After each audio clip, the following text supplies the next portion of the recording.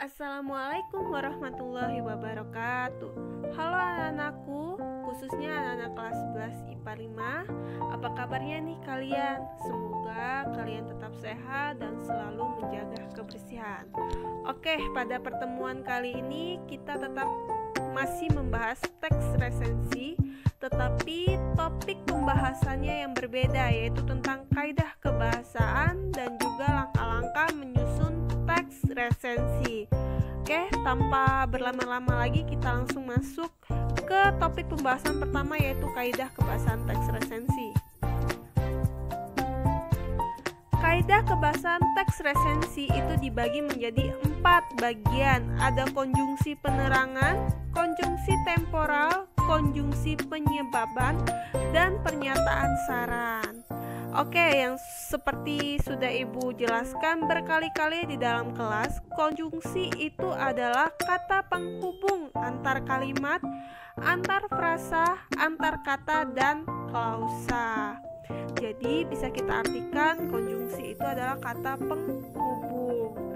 Oke, yang pertama, konjungsi penerang. Konjungsi penerang adalah kata hubung untuk menjelaskan atau menerangkan suatu kejadian di dalam kalimat. Contoh katanya seperti bahwa, yakni, dan yaitu. Nah, ini adalah contoh konjungsi penerangan di dalam kalimat ya. Beberapa ahli menjelaskan bahwa yang menjadikan COVID-19 berbahaya adalah penyebaran yang mudah dan berbahaya. Nah, di dalam kalimat ini mana sih konjungsi penerang? Ya, benar, ada kata bahwa. Selanjutnya, buku ini mempunyai isi yang tidak biasa, yakni tentang dunia arwah. Nah, di dalam kalimat ini juga mana konjungsi penerang? Ya benar, adalah kata yakni. Perlu dipahami, kata yakni dan yaitu memiliki makna yang sama-sama menunjukkan perincian. Oke, selanjutnya ada konjungsi temporal. Konjungsi temporal itu apa sih? Ya, konjungsi temporal adalah kata hubung yang menerangkan hubungan waktu. Contoh katanya ada sejak, kemudian, dan akhirnya. Ini adalah konjungsi temporal. Nah, ini adalah contoh konjungsi temporal di dalam kalimat. Sejak awal mula COVID-19 masuk ke Indonesia, beberapa pihak memperingatkan bahaya akan virus tersebut. Ada kata sejak, yaitu konjungsi temporal. Selanjutnya, Nathan memberanikan diri untuk menemuinya. Akhirnya mereka berteman kembali. Di sini ada kata akhirnya, yaitu juga konjungsi temporal yang menerangkan hubungan waktu. Oke, yang ketiga, banyak menggunakan konjungsi penyebaban. Mungkin di sini kalian asing ya. Apa sih Bu konjungsi penyebaban? Oke, konjungsi penyebaban itu adalah kata hubung untuk menghubungkan dua unsur yang menyatakan hubungan sebab di dalamnya, sama seperti konjungsi sebab akibat atau biasa kita sebut dengan kausalitas. Contoh katanya ada karena dan sebab. Nah, ini juga adalah contoh konjungsi penyebaban di dalam sebuah kalimat ya. Adalah hal yang menarik apabila membaca cerita sebuah novel serius dengan tokoh utama seorang anak kecil, karena ia memiliki perspektif atau pandangan berbeda mengenai dunia dan segala sesuatu yang terjadi. Di dalam kalimat ini juga, manakah konjungsi penyebaban? Ya benar, ada kata karena. Kata karena itu adalah konjungsi penyebaban.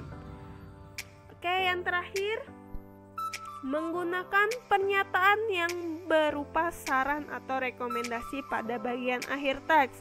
Berarti dia ada kata-kata pernyataan atau yang berupa saran atau rekomendasi pada bagian akhir teks.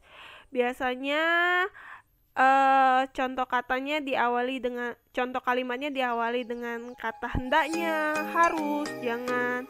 Hendaknya kita senantiasa bersyukur dalam kondisi sulit apapun. Oke, lanjut kita ke topik pembahasan selanjutnya, yaitu langkah-langkah menyusun resensi.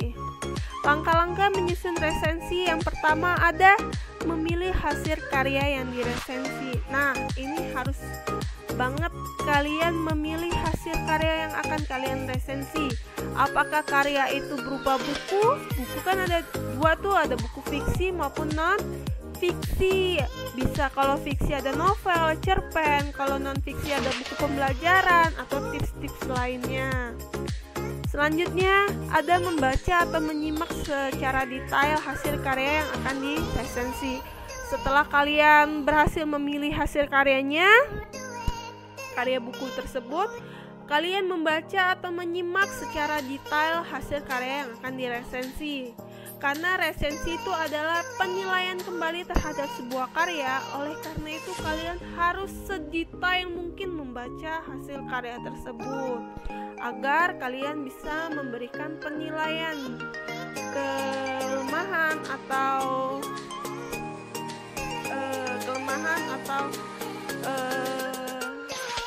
kelebihan di dalam buku tersebut ya.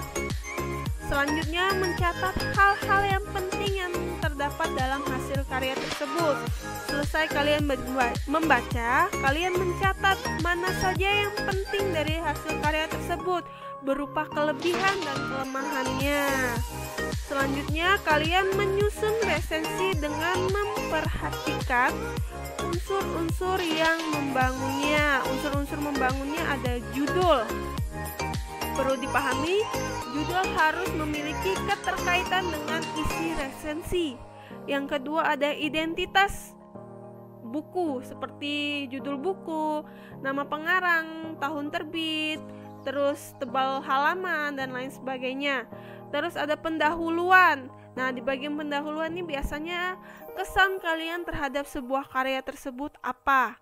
Terus ada isi dan penutup. Oke, baik. Itu topik pembahasan kita pada hari ini. Kita sudah membahas tentang kaidah kebahasaan dan juga langkah-langkah menyusun resensi. Jika kalian masih ada yang belum ada yang dipahami, boleh bertanya dengan Ibu melalui tulis di bawah kolom komentar juga boleh, atau langsung WA Ibu. Oke? Itu saja, Ibu akhiri. Assalamualaikum warahmatullahi wabarakatuh. Semoga kalian tetap sehat selalu dan selalu menjaga kebersihan. Stay at home, jangan kemana-mana jika tidak penting. Jika memang mengharuskan kalian keluar rumah, tetap menggunakan masker.